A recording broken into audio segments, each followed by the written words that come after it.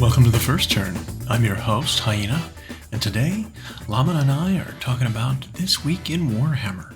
If you like what you hear, give us a like, comment, subscribe, or share, or let us know if there's something you'd like to hear us talk about. Alright, let's get to it. Welcome to The First Turn, Saturday weekend edition. The weekend edition. You'll probably be hearing this on Monday at the very soonest. Yep. But we are recording on the weekends now. In case that was not clear, you can continue to watch the previous episode. Yep. Schedules change. This is a Saturday. They do. But then it gives us the position that we can review the whole week's worth of information, which I think is super exciting because today we've got some good news, right? We've got all the factions for AoS 4.0, Yep. which is awesome. Basically a breakdown of every stat card and point value for everything now, which is great.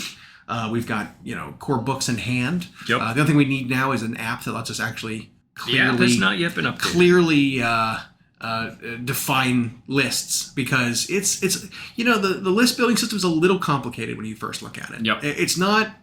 It's new. It does not look as clean as the previous point value chart, right? When you look at it, you're like, what is going on here? Because there's a lot of inconsistency between armies for sure, of what's allowed to be brought in an army, and whether you're limited to specific things or you can bring more of them. I think it's a little fuzzy. People will get used to it and it'll be fine. And as soon as there's an app that lets you just build, things will be fine. Yep. Basically, an app developer or a battle scribe person needs to understand the list building. Yep. And then as soon as it's programmed in, you click your hero you want and it says, these are the things that are available for your regiment. And it's easy, right? But doing it by hand, I don't think people have done a hand list building in a very long time. It used to be way more complicated. Yep. I'm talking 40K. I'm talking 40K 5th. Hey. I'm talking 40K 6th. Yep. Where every single thing you purchased for a model had a point value associated with it, and you had to keep track of everything in a gigantic spreadsheet almost. Right. To add up to your total. And people got it wrong all the time, and people won tournaments with cheating and overpointed lists and stuff, and no one caught it. It was a mess. This system should allow you to build lists very easy when an app is developed, or when it rolls out. And we know on Monday, when people will hear this, we're supposed to get more information about the regiments, as well as the regiments of renown. Yep. And their unique rules, if any, because they're almost like individual formations. Yep. And they only get those rules if they're being taken outside of their army proper. Correct. Because Gunner's guys, which we've talked about, is a Slaves to Darkness unit, and he has his own rules within Slaves to Darkness, benefits from Slaves to Darkness. If he's taken as a Regiment of Renown in Blades of Corn, for example, he won't benefit from any of the Blades of Corn rules. He'll have his own Regiment of Renown rules. Right. And you can only have one Regiment of Renown per army. Yeah. Which is good. I do hope they expand on that system a little bit and make it so that every army kind of has a generic Regiment of Renown, which, maybe isn't that much of a Regiment of Renown, but a regiment, like an ally regiment, essentially, that they can bring in a different army, because several of the Regiments of Renown are very simplistic, right? You've got the Soulblight Gravelords one that has just zombies and skeletons and a corpse cart. Mm-hmm. That's a Regiment of Renown for this specific hero. Right, they just gave it corpse a name. Cart. Yeah. They just gave it a name. But when you look at the Slaves of Darkness Regiments of Renown, you don't have anything where you can bring Chaos Warriors or a lore or anything like that. It's Gunner's Oathbound, and then it's the Monsters of the Apocalypse or whatever it is, which is basically all the Warcry monsters in one thing. Those are the two Regiments of Renown. And so it's all right, well, there's 12 Regiments of Renown out there that are just generic things. Yep. And then some armies just don't have a generic one. A little more simple, So I'm hoping that system gets built out a little bit further. I am a fan, however, of because I guess ally systems have always been muddy, no matter how Games Workshop's tried to do it. And it either ends up, you can take too much, and we end up with 40K 6th, where it was Talos Pain Engine unit, Tyranid Hive Tyrant and Rippers, a Inquisition Inquisitor, and why don't you just throw in a Wraith Knight for a Void Shield Array? Yeah. And it was all this was in one army. Don't forget the 3 Reptides. Yep. It's Yeah. What? So dumb. Yeah. And now it's like, or they try to do, well, you could spend this many points on allies. And it's like, well, and that wasn't created equal because of how armies had to spend their points. And so now it's just like, nope, you can buy one regiment of renown. Here's what they are. Yeah. And you don't get to choose options for them. They're usually they're specific things with specific deal. loadouts, specific numbers of models. You don't get to choose their weapons. You don't get to choose anything like that. Which, on the issue of choice, this is a bit of a monologue, but I'm sure you have input here. I think it was a brilliant move. They did it a little bit in 40k 10th, but they went farther and better in AoS 4. And it was by eliminating having independent sub-faction rules. And they kind of did that in 40k 10th, but they could have done better. Yep. And in this, where it's like, where everyone gets 4 formations to start, battle tomes may look different.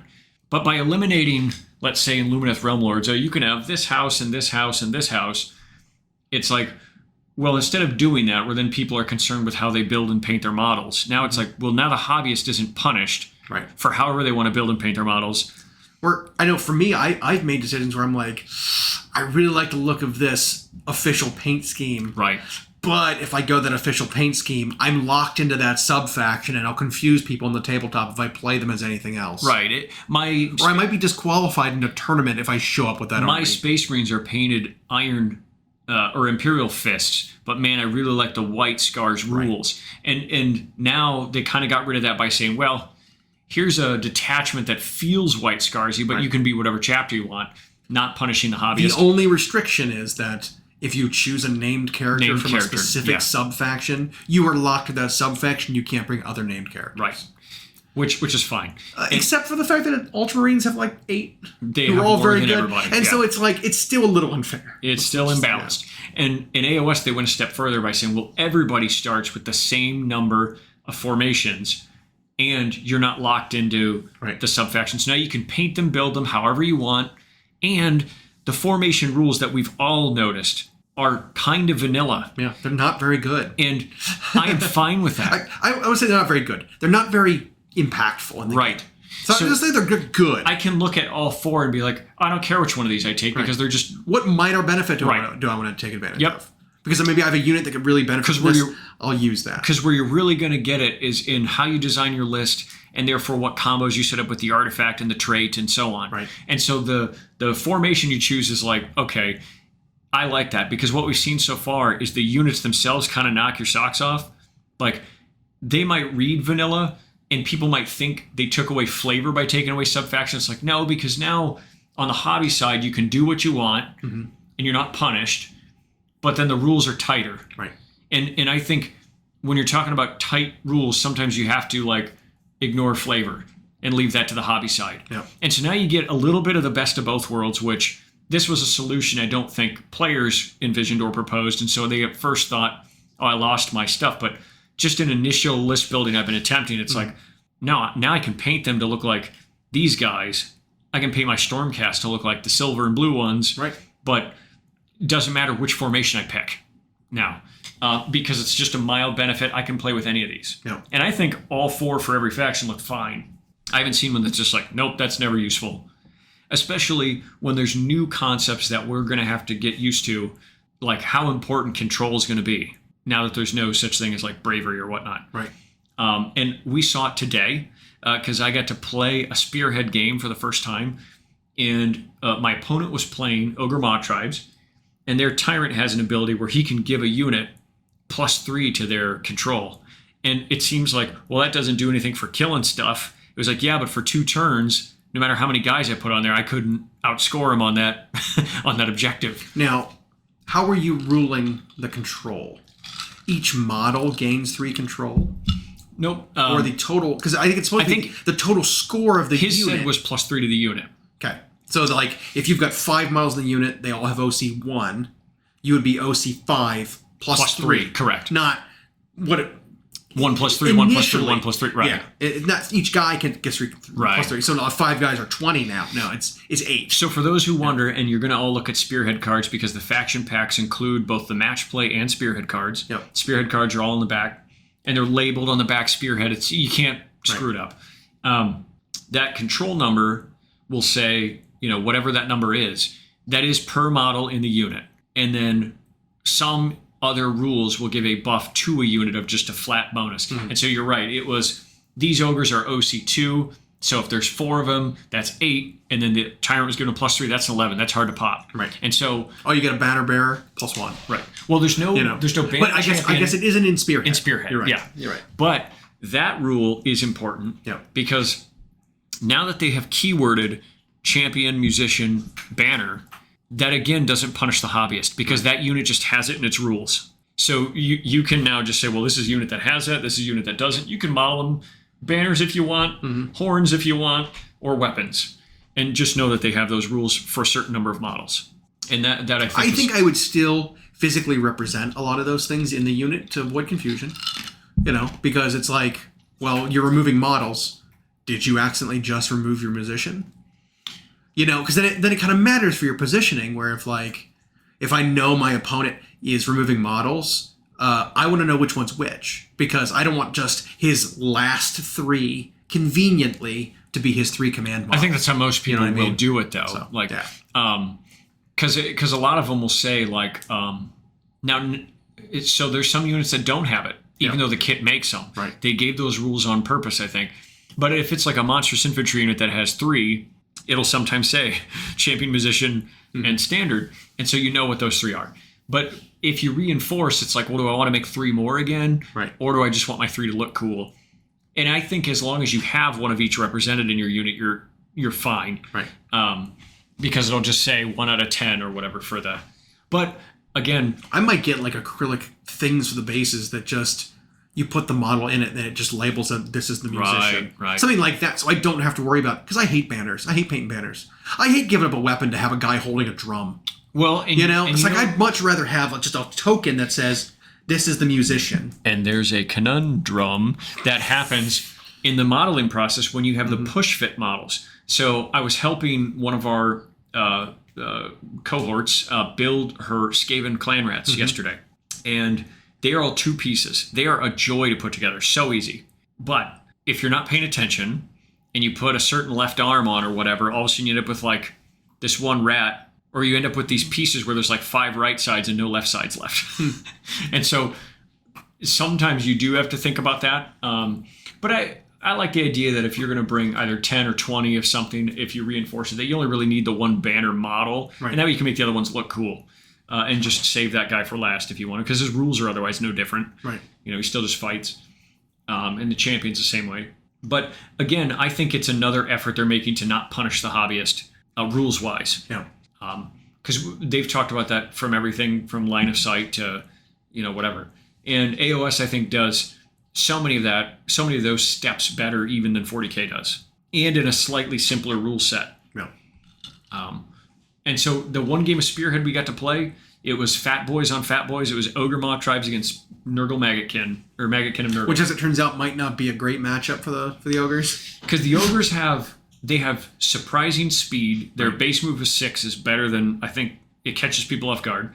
They have loads of attacks. But in the Spearhead version, they're not doing all these like mortal wounds when they run in. Yeah, because they're like impact hits for charging is all in their army rules. It's not in Spearhead, correct? Yeah, correct. So like they miss out on a lot of the damage that the units would do. So I think when we added up the points and the Ogres were something like 900 something points and the Maggotkin were only like 780 or whatever. I think those numbers are a little overinflated. Right. I don't think it's actually 900 points of Ogres. I think it's 900 points of Ogres if you were playing in the Ogre match book, play, in the match play version. Right. Because you miss out on all that. You like have their damage. Well, maybe not. Maybe close to.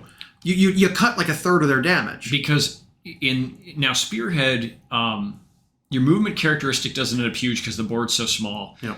Fly ends up huge because you can reposition well. But the Ogres can get stuck in right away. Mm-hmm. They were missing out on all the healing and all the mortal wound bites and stuff. So all that wasn't there. Correct. And no spellcasters in this format really. And the ones that are there just have a generic ability on their war scroll. Now, I'm that leads me to another part, right? Where I think the AoS index pack, while good, really misses the mark on some things. Like they've gotten rid of a lot of unique spells on, especially for wizards. I think for some of those kind of characters, wizards and priests and stuff, they've kind of like they've lost a lot of their tools. because there's no more universal lores for any of it, that you just get generic things that you know. You are locked into your army's prayer or spell lore, and sometimes there just isn't tools that you need in those spell lores. And so, like Nagash, for example, when you take him in any undead army, he has 9 spells to cast. What the fuck do you spend your casts on? He knows 3 spells plus his. That's 4 spells. 1 spell from every army is unlimited, but it's like, I don't want to cast this unlimited spell 5 times because it doesn't do anything for me. So he also, in list construction, you also choose 1 universal manifestation. So he can cast a single manifestation too. So that takes up one of his spell. Yeah. So now there's 4 spell slots he's got left to go and nothing really to cast. Yeah. Like I was looking at Bone Reapers and it's like, all right, empower Netherite weapons. It's like, okay, I can cast that 5 times, I guess, in order to get my guys, critting on 5s instead of 6s. But it's like, what about for like Flesh Eater Courts, whose thing is add +1 to movement or heal 1? Or it's just like, man, it's just like there's not enough stuff for certain characters. Battle tomes. Yeah, exactly. Battle and then tomes, that's the point I was making is when we get to battle tomes, I think we're going to see a lot of these factions really flesh out. Because another thing they pointed out in one of the articles was when they talked about artifacts and like enhancements. They said those enhancements are a list of everything your army gets. That includes heroic traits. That includes whatever. It includes mount traits. Huh? Mount traits? There are 0 mount traits across all 24 indexes. That's just not a thing that exists in any of them. And so it's like, okay, so there's more stuff coming that you haven't showed us yet. But like most of the other just generic wizards are like that, where they've lost their spell from their book, right? Or from the previous edition, they had a spell on their thing that's gone. They get their generic lore from their army, and some of them just don't have good spells. You have 1 of 3 spells to choose from, that you can cast if you're Wizard 1. But it's like, there's not a lot of good stuff there. So I think they have taken away too much of the unique stuff to the units. That, like, you take this unit because it has this specific spell. They've gotten rid of a lot of that. And it might be too much. But I think that's where the actual codexes come in. Or the battle tomes come in, where they're going to add more stuff. Because 3 of everything is, like, it's just not enough stuff to do. You know what I mean? I'll tell you what, though. Up front, it feels tight. Yeah, it does, for sure. Like... Because there was so much in the units themselves where just looking at, I know as since 2 of us and possibly a third of us really like Slaves to Darkness. Mm-hmm. It was like I was looking through that and it was like I could almost find a use for every single war scroll in this army. Yeah. And even though the spells are, which each faction does have its own manifestations also. Yep. But in looking, and some of them are good. But some of them, you're right, are it's like, well, I don't need more than 1 spellcaster because I'm only going to do 1 of these spells a turn. Right. But it was like most war scrolls, it was like, man, I could find a use for almost all these. Yeah. I can't fit them in. Yeah. One of our players who's never even played touched on 3rd, but was waiting for 4th, was looking and like, oh, my points went up. I can't fit everything. It's like everybody's dead, and there's a reason for that. Yeah. Requiring less models not only speeds up the game, makes it less expensive, but it also gives you difficult choices in list building. Right. Because it's no fun when it's like, okay, we can bring everything you want. I can bring all the best very stuff. Specific, well-rounded list, and there's nothing that can touch it. No, I want there to be hard choices. Yep. I want it to be difficult to build a list because I want everything to be good. And I hope the formations we eventually get in the battle tomes don't end up powered up. Because if they just expanded from 4 to 6 or 4 to 8, I like them just like this. Yeah. Because unlike what it's always been like in previous sub-factions, where the problem is when you do that, there ends up one that's the clear-cut best no matter how hard they try. Right. This, we don't see that because they're mediocre, not big deal buffs. Right. I'd rather the units be the stars and not one detachment that I build my whole list around. Right. Because we've seen, not only when formations first came out by that name in 7th edition 40K, even detachments currently to some degree, but remember themed list in War Machine. Yeah. It forced people into a mono build where only these units really take advantage of this one super good rule. So if you build it any other way, you're at a disadvantage. And some of them went even farther to not even soft require it, but hard required it. Right. And said, if you bring this theme list, you literally have these 4 units to choose from. Right.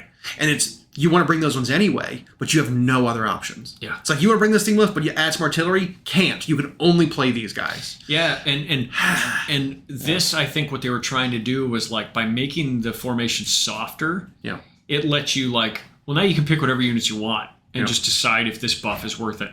And so we were even looking at how the most powerful one I've seen may actually be your wizards and priests get +1 Yeah. to cast or Pretty pray. It's huge. like, that's huge. Yeah. I love it. So we're just super excited. So we got to play a Spearhead game. We talked about how some things surprised us. Ogres were missing a lot of rules in their Spearhead. And some of the decisions that he made Right. May have been. walked him into some difficult things. But Spearhead, I tell you, is a blast. I think everyone needs to try it because the same core rules of the game still apply. Right. And so you're at least going to learn that. You're going to learn these fundamentals of the game in a really fast. Our first attempt, while also reading through stuff, and it took us less than an hour. That's pretty huge.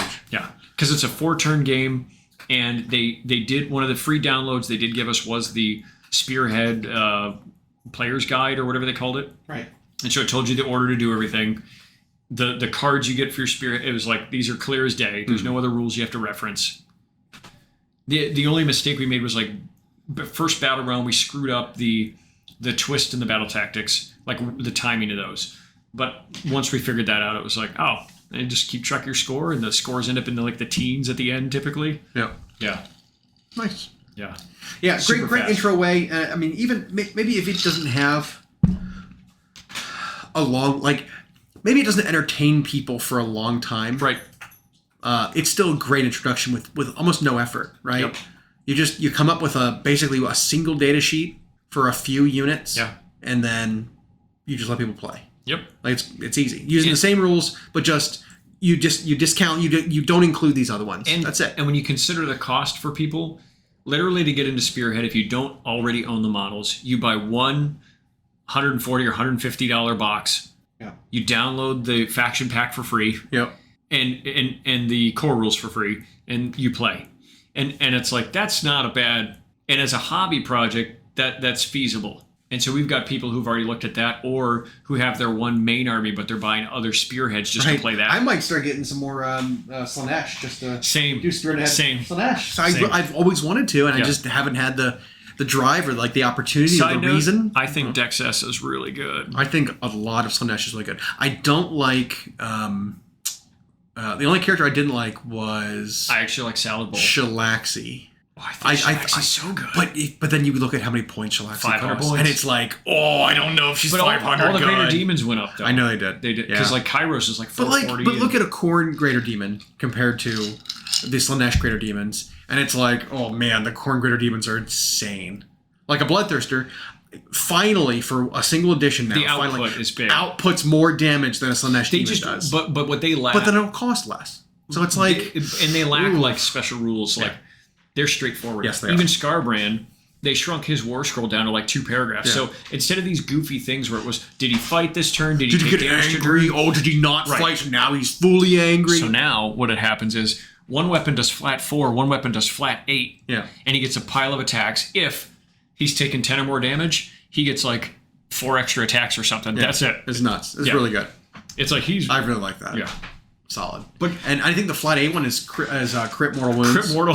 on 2 swings or something. Oh man, that's woof. So it's like, so it won't happen every time with the 2 swings, but the fact that these simplified profiles that people thought dumbed the game down, it was like, no, it's so streamlined and straightforward. Yeah.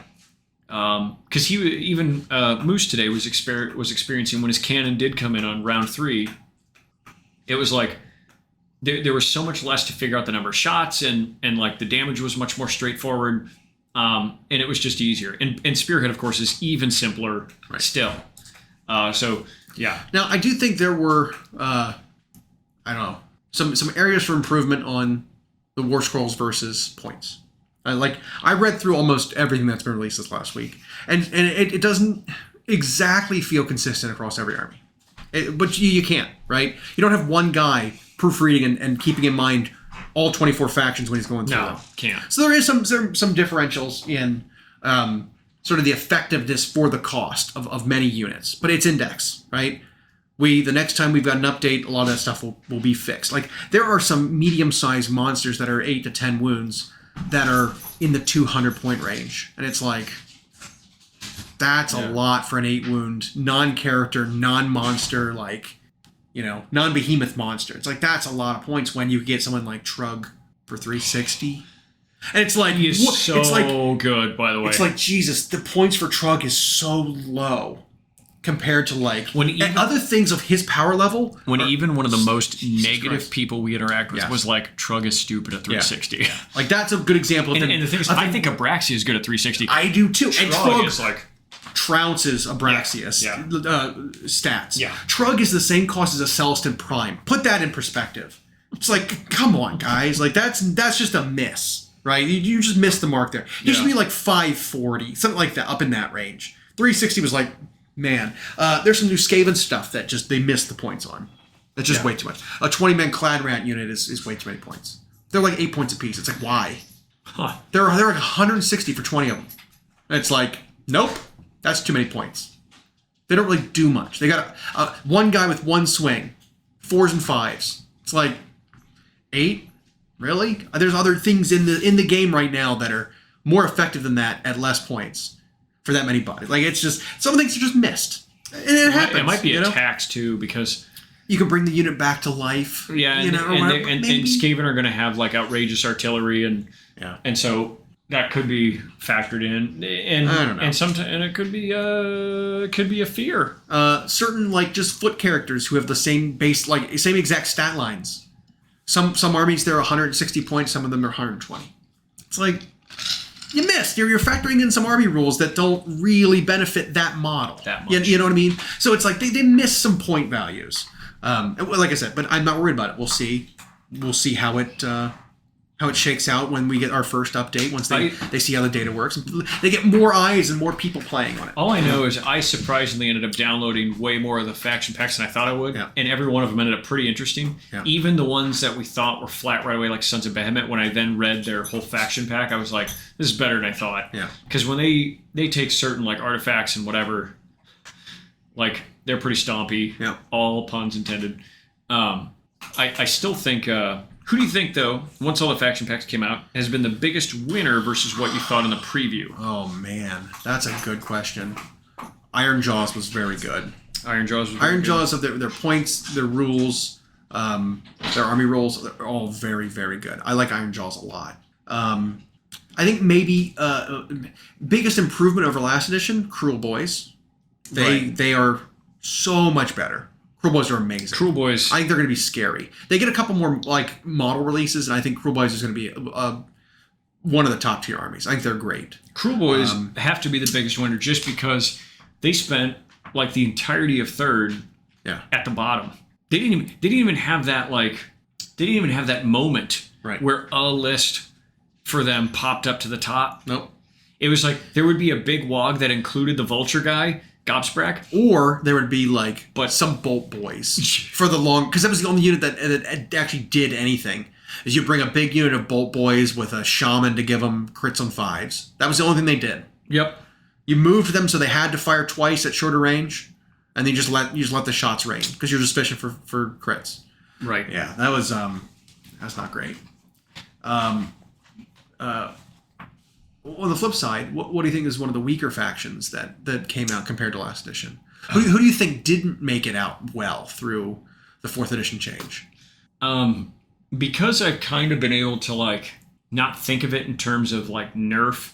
Yep. It's been tough to see really any of them as a loser. Yep. There's some factions I didn't know that well. Or who do you think has a really weak army rule? Well, like we said, all the formation rules are pretty mild, but as far as core, army rules, I know my number one vote is Tzeentch. Tzeentch came out horribly. Okay. They lost pretty much everything they had from the previous edition, and it was replaced with an ability that is so limited. I mean, they still have fate dice. It's so limited in scope. Well, fate dice, sure. I mean, fate dice are fine, but what it was, summoning points and all that was replaced. Yep. Right, with an ability called Warp Flame that a lot of the weapons have in the army. They set stuff on fire. However, it's so slow that it actually doesn't do anything over the course of the game. Because it has to be a very specific weapon that has the Warp Flame special rule, which is just demons. Only demons have this ability. And no matter how many Warp Flame weapons you use, you can only choose one unit that took damage from them, from that type of weapon, to get to be Warp Flamed. And then the next turn, you roll to see if it stays on fire. Before it actually gets to do anything, you roll a dice. On a 3-up, it actually does a little bit of more wounds, like D3. Like very, very little. On a 1 or 2 on the D6, it just goes out and doesn't do any damage. It's like, okay, well, look at Nurgle. Nurgle basically has the same ability. The diseased points. The disease points thing. Yeah. But what does their disease thing do? Well, it doesn't go away unless you specifically spend resources to heal. Right. To get rid of the disease. Every unit that has disease automatically spreads it to everything nearby. You use an ability, everything within 6 inches of a disease token also gains a disease token. And then once you've got the diseases out, you can make it pop and deal damage to everything that's diseased. That is enormous. Or something that is diseased, your units get benefits against it. Or you just straight up shut down healing because they need to cure the disease first. Right. There is so much utility and benefit to disease, but it's basically the same effect as the Warp Flame, that it's just like, Warp Flame is just a way, way worse of Nurgle. Version of Nurgle. I think the trade there is that Nurgle's going to have it on a bunch of guys that move 4. Yeah. And Tzeentch has guys that zip around the board. And they have guys who launch range. The only ranged unit in the Nurgle unit, or in the Nurgle army, which may end up really valuable because of this, are the Rotmire Creed, which specifically has a rule that says their blowpipes can cause disease. Yeah. That may end up the most valuable unit for that reason in the army. And for 1 wound guys with no save, they're kind of expensive. Yeah. But that could be the trade-off there. Tzeentch also... Maybe they're valuing the fact that you can shoot and apply it, but it's... And your guys on discs. And I think the other thing is that the Tzeentch army is also the only one with 2 spell lores to play around with. And that might be a factor. But here's the only thing. I can see on paper... But you know the interesting thing? You still have to choose one of the 2 lores. You don't get them both. You do. So it's like... But I do... But they get more options for that reason until Battle Tomes hit. Right. And my only hesitancy there is that this is like the 3rd time we've seen Tzeentch rules come out. And we've been like, I don't think this is good. We've read through and didn't think they were good. And then they perform like rock stars. But they still weren't good last edition either. Even though you could make them work, they were still very expensive and not very good. But they were like, they stayed on average through the entire edition like 56%. Which doesn't make any sense to me. It really doesn't make any sense. But their army rules were really bad. Like, the ritual points to summon demons was laughably bad. You couldn't actually get to summon anything. I just don't think that's what they used. Yeah.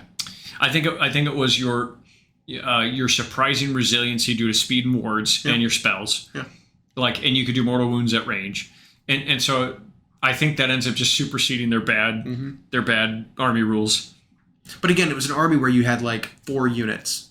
Most of the stuff was not playable. Yeah. Carrick Acolytes? Nope. Zangors? Nope. Nerf them to the ground. Zangor Enlightened, the spear ones? Nope.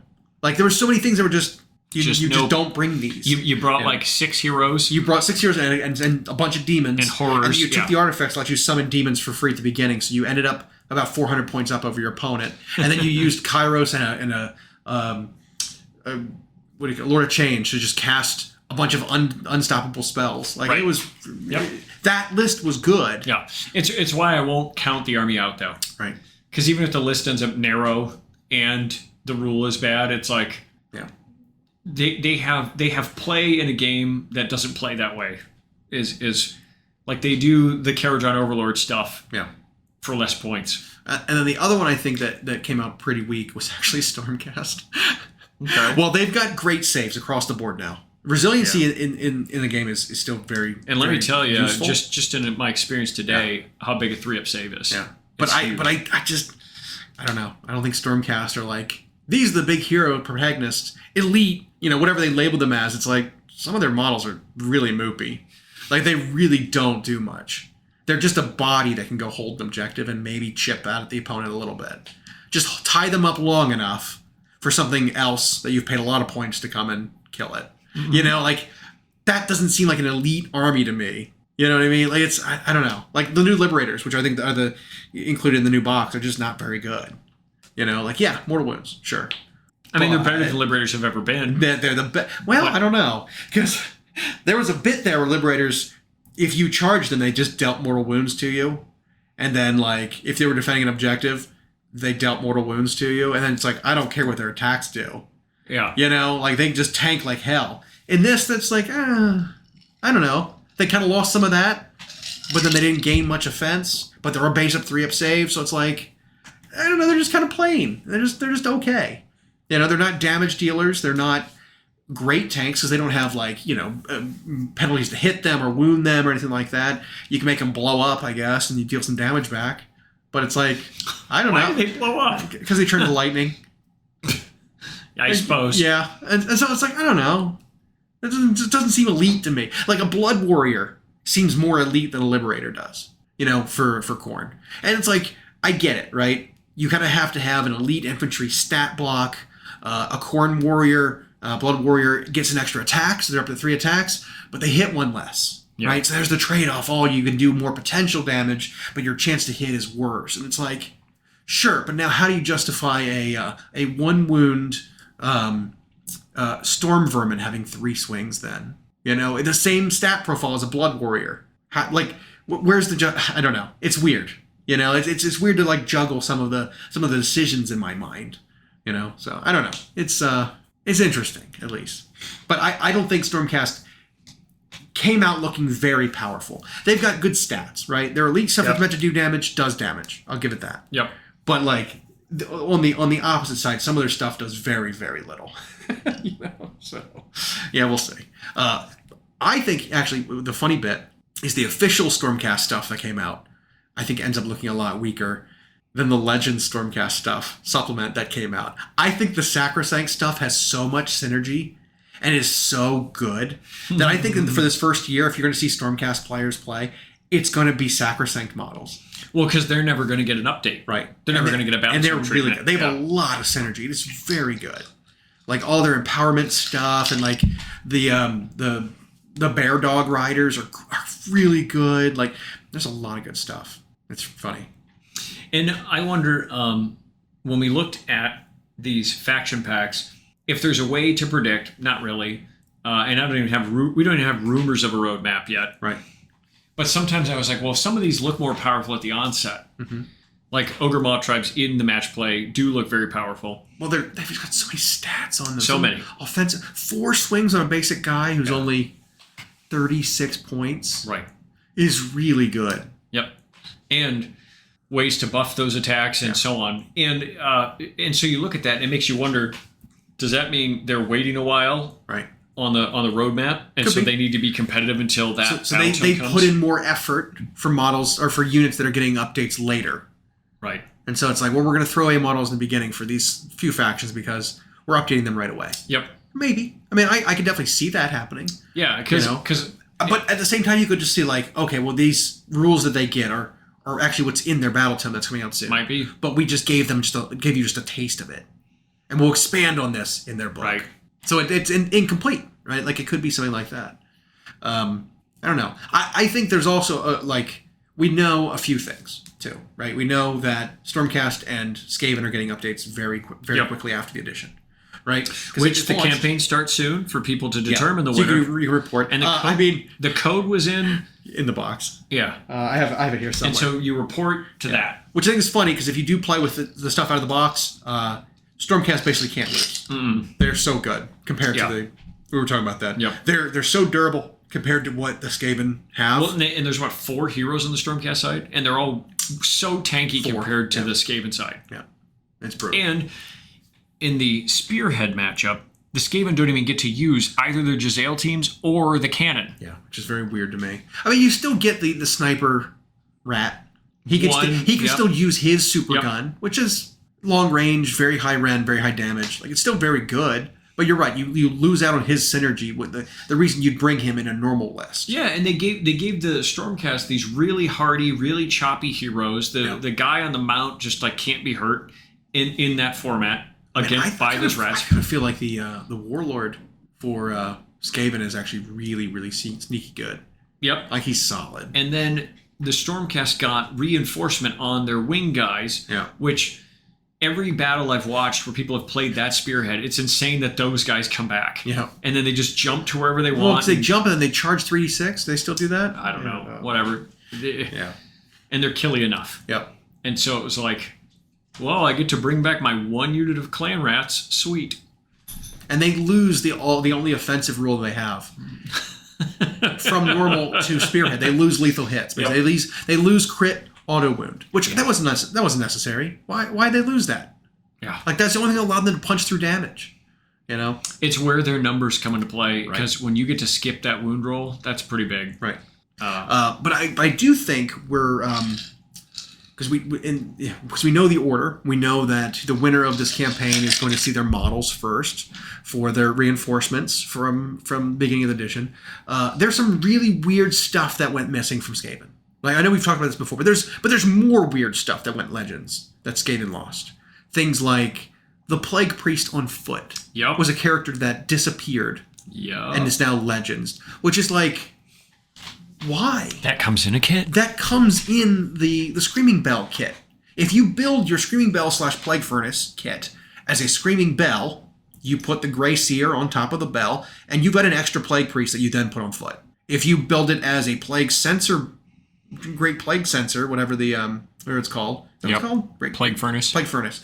I just said that, didn't I? Yep. You then get a Grey Seer that you get to put on foot, who's very similar to the one that we see actually in the box set. Very similar pose, posing on top of a bell, you know. But it's weird that it's like, okay, well, the Plague Priest is now Legends. Because there was an old metal model, sure, that got rotated out, right? And you can't get that one anymore. But we still have a plastic Plague Priest. Where did he go? That's weird. Maybe there's something to that where he's going to get updated or something in the future. Why did they keep the Arch Warlock, who is a resin / metal model, but like cut almost everything else that's metal? Why is the Arch Warlock old metal still in the range? Doesn't make any sense. Yeah. Doesn't make any sense. Maybe he's going to get a new plastic. Hopefully. I mean, and then again, we thought that, but if that was the case for him, but it wasn't the case for the Plague Priest, like why did they Legends one and not the other? Yeah. We have already seen some Legends items get their replacement. Yes. And so it could even be that. Yep. They've got just stuff on the way. Yeah. Maybe they're releasing that guy on his own. But it's a mystery. And I have to say, all of Age of Sigmar, they kept on under a tight lid. Right. There's been so little in the way of leaks. Besides the face of one of the rat abomination that's coming out. Like, I didn't see anything about the Knight Azeros, and they like just gave him away as like a reveal. I was like, that never even remotely was hinted at. You just like put it out there. It's like, well, the rat leaked. Let's show these two things. Right. Yeah. So it's like, okay, that's cool. But it's like, how much more is there that we haven't heard yet? Because there has to be a lot. There really does. Has to be. I mean, Acolytes got rebranded. I wouldn't even be There has to be a new model for that. If some of those early access content creators have some. Yeah. And they just can't show them. Yeah. Weapons teams, we said. The new Acolyte Globadiers are technically a weapon team now, which is interesting. Yeah. That's odd. They might have one coming. But I'm hoping like there's a smattering of new characters, one for each clan that's going to be coming. You know why I think there will be, or at least a Space Marine Captain style kit that makes them, is because in the starter box, all the rats are 2-part for the clan rats, but the leader guy comes with 3 different heads for Verminus. What leader guy? Yeah, one of the leader guys on foot, the champion for the squad. Oh, yeah. He's the only 3-part one that has a bunch of different heads to represent the different clans. Yeah. And, well, that's an oversimplified push-fit version. They could make a rat box that makes 4 different clans or whatever of guy. Yeah.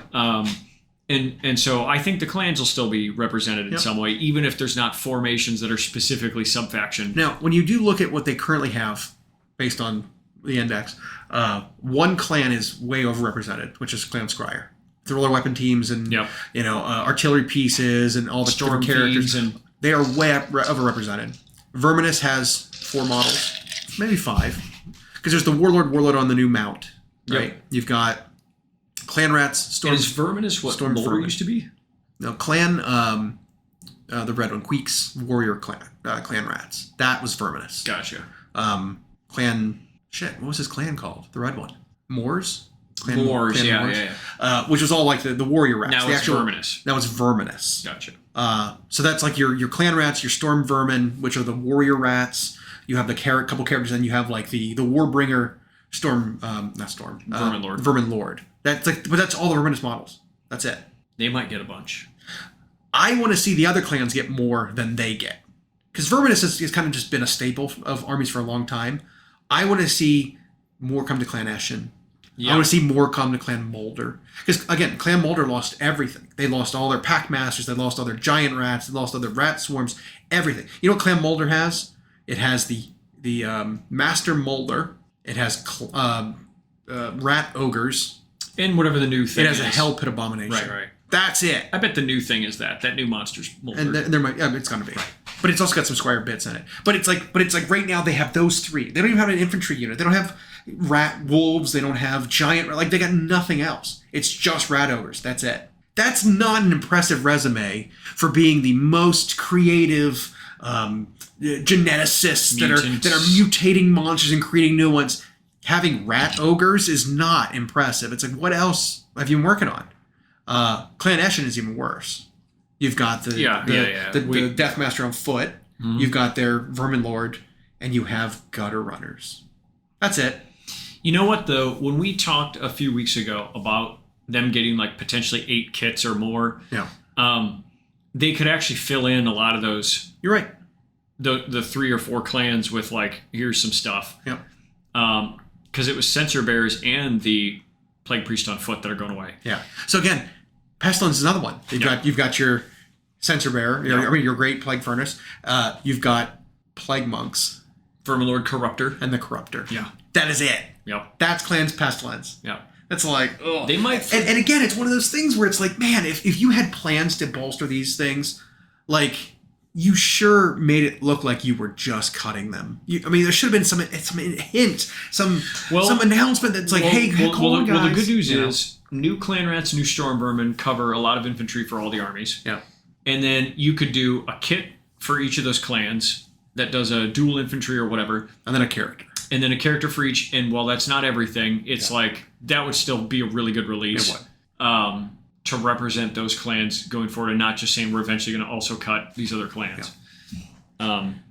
Although, speaking of cut, the Spoilpox Scrivener, which is one of the heralds of Nurgle, because now they've got a bunch of them. And so there's a bunch. There's the Sloppity Bile Piper. Yep. Who's got the guy playing the bagpipe of bones. Yep. On the stomach. Yep. There's the one that used to just be called the Herald, but I think is a plague ridden or whatever it's called now. He's just got a sword and whatever in a weird rack. There's the guy with the scroll. Yep. What was he called? The Tally something? Well, no. The Spoilpox Scrivener has the scroll and the mouth microphone. The megaphone microphone. Yeah, mouth. The demon mouth. That's right. Well, so he's coming his own clan pack, but it's funny is it doesn't exist on the Games Workshop website currently, not even as a sold out. Huh. And we checked all Chaos factions in AoS, all Chaos and Demon factions in 40K. Doesn't exist. Was he in a box set with somebody else outside of like a starter box? Was he called like Heralds of Nurgle and it was like a 4-pack? He was in his own clan pack that was white under the previous because it was the old AoS. So, and then he exists in the current Spearhead. Okay. That's the only 2 ways to get him. Maybe a reboxing? To get off, it has to be. To get out of the white packaging, because the white packaging was Age of Sigmar 2. It was. And everything's moved to that red and gold. 3 is the red and gold. So maybe they're reboxing him and repackaging him and re-releasing. Well, they better, because it's not an old model. Yeah. And he, I think rules-wise, he's very good. Yeah. So so what does he do in the new AoS? Of course you you had like a cliff notes of it, right? Well, so what he does in Spearhead's a little different. But it was still pretty useful. So he has, when you pick an enhancement for your hero, that does a lot anyway. The enhancement's really good. Doesn't matter what your hero is. That's not really technically a part of him. But his own rules in Spearhead were impactful. He can pick one thing to basically buff or debuff for the enemy. And I'm looking at it right now. So here we go. Well, yeah, so he buffs the Plague Bearers. So you pick a friendly Plague Bearers unit wholly within 14 This is in Spearhead. And then you pick one of the following that lasts until the start of your next turn. So you do it in your hero phase, lasts until your next.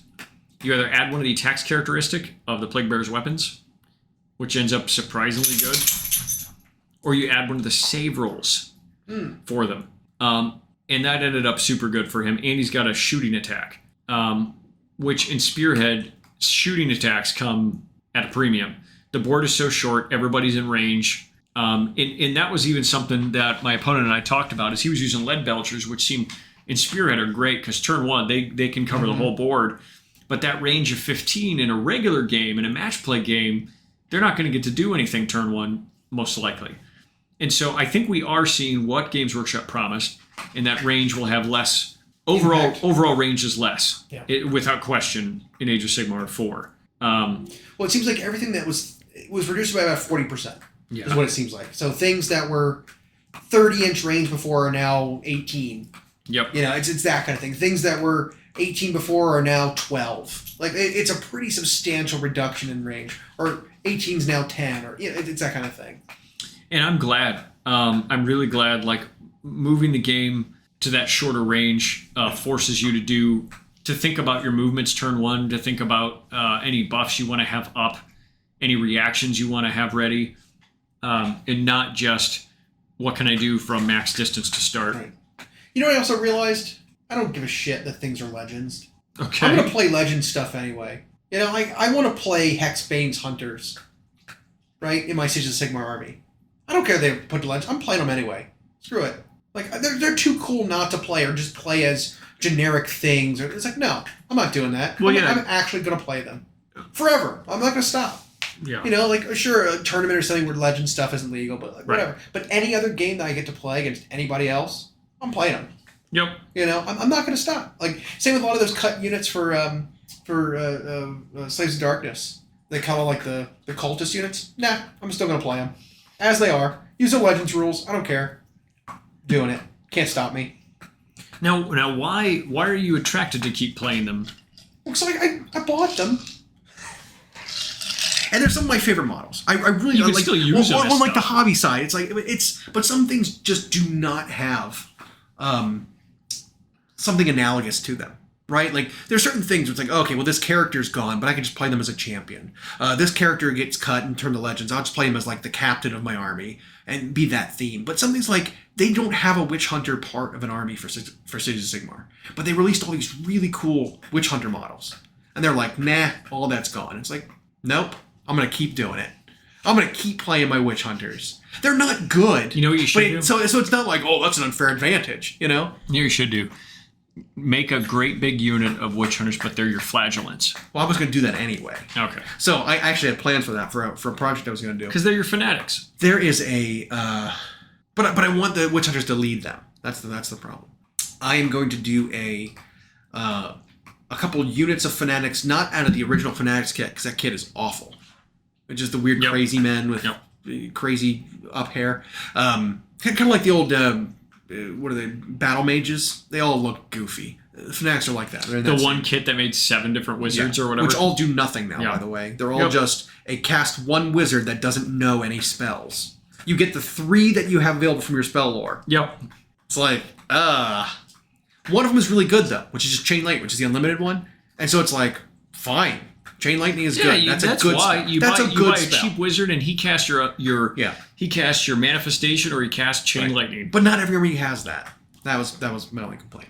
Or it's like, oh, this is a Gur wizard or a Death wizard. You just cast Chain Lightning. It's like, that doesn't feel right. Even though the spell that they have, or like the ability they have that gives them +1 to cast, a signature spell is called like Magics of the Realms. It's like, what magics? You have Chain Lightning. That's an Azir spell. Where's the rest of the spell? Anyway, I digress. But my hobby plan is to actually pick up some... they are Cawdor Gangers from Necromunda. And they're these like tattered, sort of fanatic-y looking guys. They've got these like kind of long tattered cloaks and like baggy clothes. They wear nooses, which is really weird. Okay. But that as like the base model with some like maces and flails and whatever will be a convincing enough, I think, conversion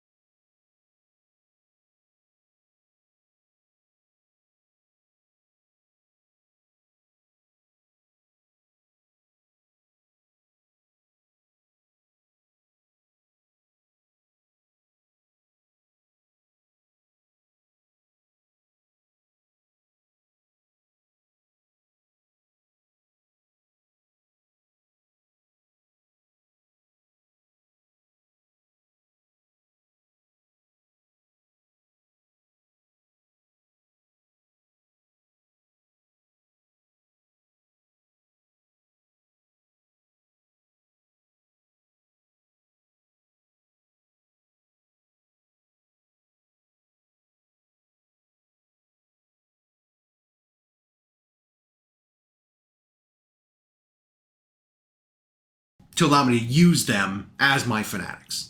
Like, it's not going to be a stretch to be like, oh yeah, those look like fanatics. It'll take some like de-sci-fying to make them work, but Right. but it's I think would be a better end result than the official fanatic models. So, and there's some play with them too. So it's not just a waste, right? Because with Right. the Pontifex Zenestra, is that her name? The matron of the wheel, where that's got the two guys carrying her little chariot. She synergizes with them. She seems really good. She's less good now because she actually has ranges on things, whereas last edition it was just Battlefield, board wide buffs. It's like that's a little much, but a lot of stuff in cities seems really. This surprises me Huh. that you want Legend stuff to, because like I flipped the script on it. I'm so like for the Band-Aid ripping of stuff that seems slightly out of game. Yeah. And so I'm okay when they like, oh, we're gonna Legends of stuff that either we don't plan on updating or it's from another game. Yeah. And now you're like, God damn it, I want this stuff to stay. Look at all my Dark Oath stuff. Like I had a really cool Dark Oath army that included a bunch But now of you like, have a cooler Underworlds, even but- Dark Oath army. But I don't want to just replace it with new things. I want to include the old stuff too. So play them as Marauders. No. They are Marauders. No. They're But humans. they've got like character units and stuff from Underworlds that are all Dark Oath. That's like, for Underworlds. I don't care. I'm going to play them, damn it. They're getting played. They're not good. I painted them. I want to play them. Yep. They're they're also Dark Oath models. Let me play them with my newly released Dark Oath stuff that came You out. can play them as Dark Oath. But they don't work as just regular Dark. What am I have 6 chieftains? Yes. No, I don't want to do that. You have 6 chieftains, and you can play them as Savagers. No. You can play them as They don't fit. you can put enough of them together to make a unit of 10. I'm talking about the Warcry guys. Screw the Warcry ones. I don't care about those. But like, there's some stuff that just like, let me play some of my Underworld stuffs. You know, like that's the kind of stuff I'm upset that's going away. Oh. Some of that. Because like, I picked up, what was the other one? In theme with like the Flagellant army, that weird like lightning bolt. They were like, I don't know. They were so weird. They were like flagellants that worshipped lightning. Yep. That new like Underworld's Warband that came out, like the guy sitting on the guy's shoulders with like Yep. the They're Iron still Maiden playable hat. in Underworlds. I don't want to play Underworlds though. But that's what they're for. I don't care. They should be allowed. They gave them rules for like 3 weeks, and then they're like, now they're gone. They're legends. But you gave them rules in Legends, which we'll see on Monday. Which means that I can play them, and I'm gonna. Yeah. So that's my decision. All right. I Deal with it. Yeah. I suppose I'm like good with the games having separation, but that's because I've been that way. The first time I felt that way was with the 30K, 40K crossover, where I was like, I don't like that GW was assuming 30K was successful because the models were selling, but people were just using them in 40K, which you can still do. And you can still buy models from Underworlds and use them in AoS. Or you know what? But if they decided, hey, Underworlds isn't working, people aren't buying Underworlds to play Underworlds, it's overflooding our sales, and we thought it was doing better than it is, or Warcry's in the same boat, whatever, we're getting rid of these games, then it's like, okay, we'll use that brain power and use that manpower that we're going into making those rules and making those models to make new rules and new models for the core game then. Right? Yeah. Like, if you had these design ideas to make these corrupted, whatever, Sylvaneth, make them for AoS, not for Warcry. Yeah. Release those models properly in the game you really want to put them in. Yeah. If those two games have to die for that to happen, darn. Yep. I'll accept 100%. it. You know what I mean? Because then I can see something like, well, then those games are gone. Maybe they'll repackage them for AoS specific. Right. If they want to decide to keep them in the game. Because I did notice a couple things that happened in two of the battle packs.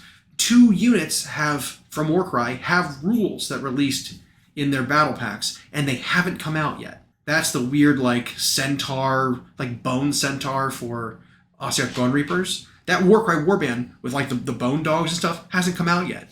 They have rules. The new, like, corrupt... But we can't buy it yet. You can't buy it. It's not out. It hasn't released. There's no ETA on when that's going to release. The rules are out, though. The rules are out there. Weird. Or, what was the other one? The Corrupted Sylvaneth, where they're like spiky, thorned ghosts. I forget what they're called, but that unit isn't out yet because it's in a box set with those Ossiarch Bone Reapers. They have rules, though. They even have list construction allotments for some of the characters. It'll say O of 1 of this specific unit. It's like, that's weird. You know, the Yithril River Blades, the Lumineth Warcry warband that are like the war dancers. They have special allotments in some of the battalions for the attachments, the regiments. Damn it, for some of the heroes for Lumineth, where you can bring 0 to 1 of them. Mm-hmm. It's like, why are they singling that unit out? That is really weird. Because they don't want you spamming it, I guess, maybe. But it's just like, it's just really strange that it's... Because they're like fringe to the army, maybe? Right. Yeah, it's just strange. I don't know. It's really weird. Although on the early, and we'll learn more Monday, yeah. By the time you've heard this, the regiment system that I think I understand of it seems neat. I like this idea of you buy a hero and it unlocks these certain kinds of units. That plays well into the synergy, so there is some theme there. Yeah. But you do have freedom. If you want to take 4 of the same kind of regiment, you kind of can. I will comment on one thing, though.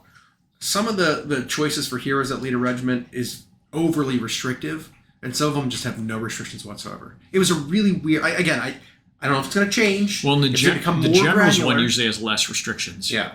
But it was like most characters that were like bigger, more expensive models just had no restrictions. Yeah, you maybe that's it. You want to bring a Valinor, the Stoneheart King, bring any Lumineth in his thing. But if you want to bring a Stone Mage, you can only bring Alarith models. Or it's kind of like that, where it's if you pay a lot of points for a character, generally you have more options to come in his regiment with him. That was also consistent, I think. Yeah. But it was still just really strange, some of the choices. And one of the things you called out early when they were giving us our faction previews and they were showing a named character for each faction, the named characters had boatloads of special rules, and we were hoping that they were distinct from their generic versions, and they are. Yes, 100%. That has held true. Yeah. Although I still think Ogre Mod Tribe specifically are actually going to get a big release in 4. Okay. And they might get a new named character. They might get a named character. They need one. For once? Not just Kragnos. Kragnos needs his own army. Yeah. Get out of everyone else's army. Yeah, exactly.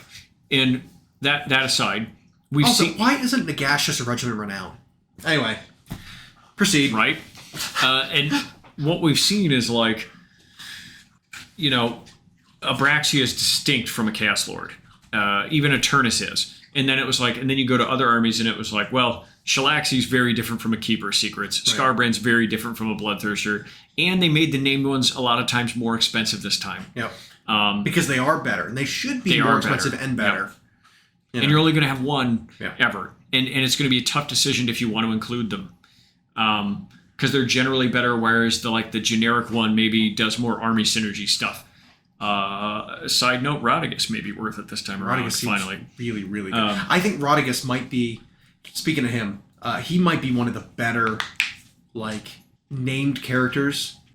He might be an get some of the best improvements. Yeah, he was very good. Nurgle in general. Glotkin seems very good. It's funny is I didn't see any people chirping about them or talking about them when their faction preview came up, and I'm like. We need to stop right now and check out, what does Gut Rot Spume do? Because if everyone else is getting upgrades, what does that guy get? Because he needed some upgrades. What does the Spume do? Because like we were saying, because no one is talking about Nurgle because they're always kind of middling, right? Well, and it's always hard to see because their benefits or their theme requires them to build stuff up over time, and they move slow. And so a lot of times they don't see it right away. It's not flashy. Mm-hmm. It's not like when we first looked at Lumineth. And we're like, oh man, so many good things. But now that we've seen all of Lumineth, it came down for me a little bit. Okay. They still seem good, but I actually think most factions look pretty good right now. I think all of us have been pretty excited. But the Gutrod Spume, so what he used to do before is he had to pick 3 very specific units. I think it was always like Putrid Blight Kings. Yep. And the whole idea was he Davy Jones came in on a boat. Choose a unit of Blight Kings. They become your drowned men cohort.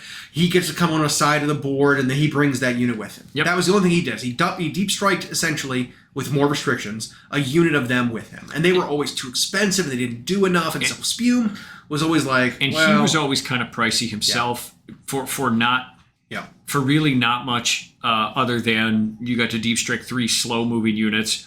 And Putrid Blight King suffered in previous editions from just not being very good. Yeah. I have experienced, at least in Spearhead, 1 game, so maybe it doesn't count, that they seem very good this time around. Okay.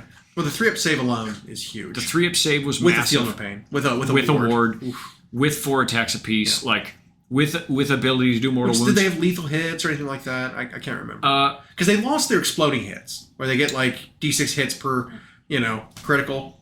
They did lose that. Well, and in Spearhead, it's simplified farther, but you get stuck in with them because they're hard to kill, and then while you're sitting there in combat with them, you're taking mortal wounds. So like, they're just real good. So now what Gutrot Spume does, the Spume, he is health 7 with a 4-up save, 5-up ward. He's got 5 attacks at 3s, 2s, -1, 2, crit, mortal, anti-hero, +1 rend. Okay. 3s and 2s? Yeah. Oof. With crits on mortals. Okay. And then pick a regiment led by this unit. Each unit in the target regiment sets up in reserve aboard the Slime Fleet. Okay. Those units have now been deployed. And then in the movement phase, you get to deep strike with them, wholly within 7 inches of a battlefield edge, 9 inches from enemy units, and then you set up the rest of them within these parameters. So he still brings So the units, same thing. but I don't know. I don't have in front of me right now what his regiment can have. Yeah. But he was like restricted to what units those could be before. Right. Um, but it could just be him setting up by himself in his own regiment and just deep striking himself. and now when he's in combat, he gives an enemy infantry hero strike last. Okay. Yep. Fine. Yep. So he's Kind of an fine. assassin. He's kind of going after a specific hero, bringing his dudes with him, making them fight last, and then him and his posse just beat him down. Like, okay.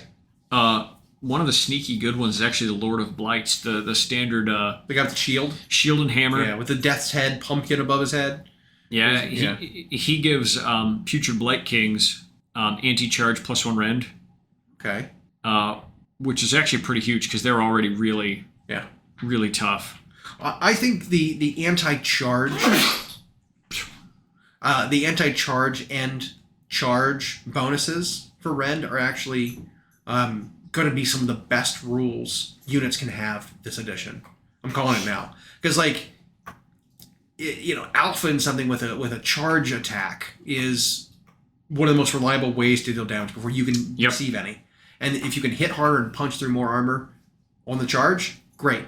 But you're going to get charged. Right. And if you can do something where you make a unit fight last, you have anti-charge, you charge in and then someone else countercharges you, you then have extra rend against the countercharging unit, and you just swing at them instead. Like, I think those 2 rules right there are going to be some of the best ones that people are going to really look for. I agree. Anti-hero and anti-infantry, specific role-based ones are fine, but those ones are generals. They can be against anything. Well, and that's just it. Is anything that's a universal buff or universally applicable right. are so good. And it's a new concept. It's a new concept, this whole like anti-charge thing. But I think you're absolutely right. Is that one's going to be really valuable because even though objectives are what we like to call sticky,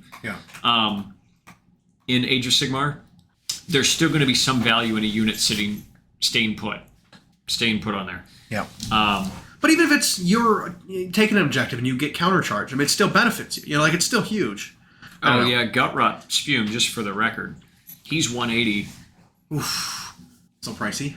I don't know. I don't know. I don't think he's worth 180. 7 health for the 2 saves he's got. I don't know. And then he gets to deep strike, a Rotbringer Lord. Okay. And any Rotbringer's keyword. So it could be Rotbringer Lord specifically? Yeah. What's considered a Rotbringer Lord? Well, I think the Harbinger of Decay is I was going to say, is he one? Okay. And he's real good. Because that would be good. Okay. I could see that making a little goon squad. Yep. That could be cool. All right. Yeah.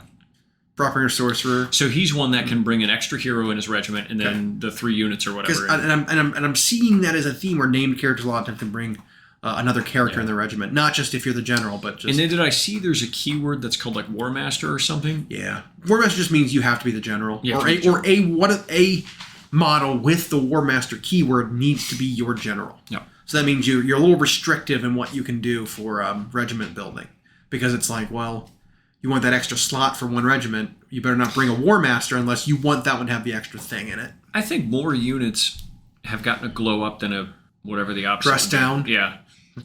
Because we went from a game in typical GW fashion where it's like about 25% of the units total are playable to like, man, there's a lot of units that look good now. Yeah. And I agree with that. And even when rules just get cleaner, to me, that looks good. Yeah. A lot of things have gotten better. I think some heroes really got kind of blandified. There's one of the priests. There's some priests and some wizards that just, like I said, losing their unique spells and prayers and just giving them the basic lore one. It's just like, oh, that doesn't feel good. There was one priest I saw. I can't remember which army it was now. But there's a priest I saw whose war scroll was literally empty. It's like you get nothing. You were just priest. You were just stats. Yeah, it's like what? That was not enough. Oh, that was too much. That was not fair treatment to that guy. Well, I think just the unnamed generic casters, they wanted to take the unique stuff away, probably for now. And like I said, once a full 6 spell lore gets revealed for a battle time, it'll be fine. Yeah. Right now, it's a little too not enough choices.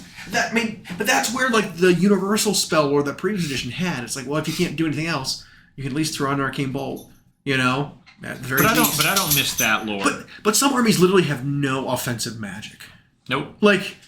They don't. That feels a little bad. It's not their thing. I know. Not every army needs it. We'll see. I don't know. We'll see. Yeah.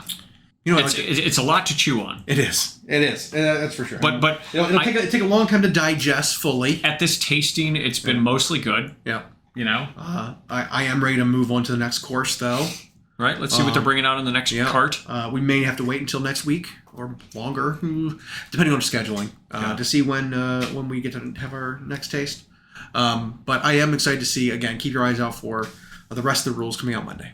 And then we should get a pretty good sense of what the whole edition looks like. At least we start playing in this index period. Yeah. The tasting menu has been revealed, so we can. I think what advice we can give to any taste tester, any critique, is try everything, try it frequently in these initial weeks and months. Don't make up your opinion before you've tasted.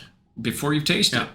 And that's where you're really going to feel it, and you're going to learn stuff. And that's what happened even in our Spearhead today, where it was like stuff we didn't know and stuff we didn't have paced out. By the time we got to turns 2 and 3, it was like, now it was happening quick, and it was like, this was actually a lot of fun. And I have to imagine the bigger games just, that, but more. It's that plus dessert. Yeah. Yeah. Speaking of, I could definitely. Thanks for joining. We hope you enjoyed. Follow us for more of our weekly episodes on YouTube podcasts, Spotify, and Podbean. You can follow myself and Llama on Instagram. We are at Llama Paints Minis and Hyena Paints Minis. Music provided by Kevin MacLeod at incompetech.com. And as always, we'll catch you next time.